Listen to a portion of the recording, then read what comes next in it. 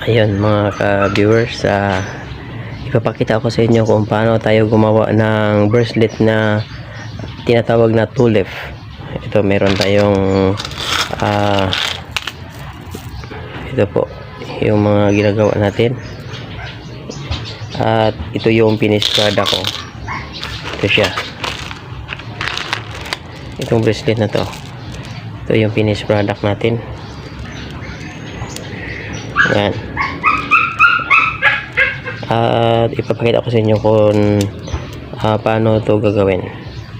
Samahan nyo ako at saglit lang to. Ito, meron tayong tali na parang garter siya, at meron na tayong nahati. Ganito na po. At papasuot lang natin to, itong kulay green.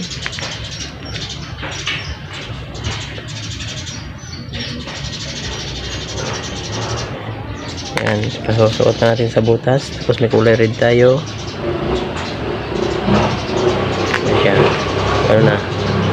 At gano'n lang kasimple.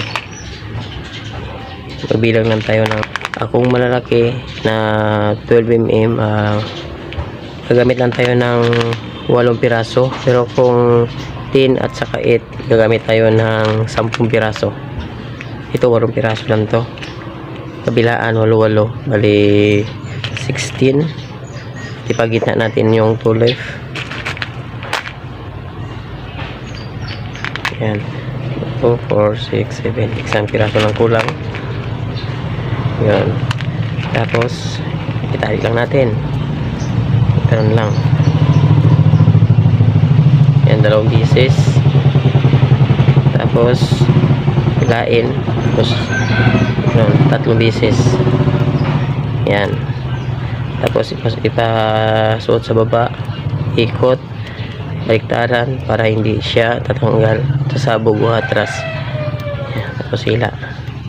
Tapos yan, isa na lang yung 2 pieces. Tapos pagputol nito, inatin mo lang konti. Kailangan may scissor. Tapos ganoon lang. Tapos itong titiri ko na to, meron siya, pasuot lang to. Yan, wala na, tago na. Yan, yun lang kabisik magawa ng mga bracelet na ganito. Yan, at dito na natin ilalagay sa ating lalagyan. Yan o, mga lalagyan natin. Yun,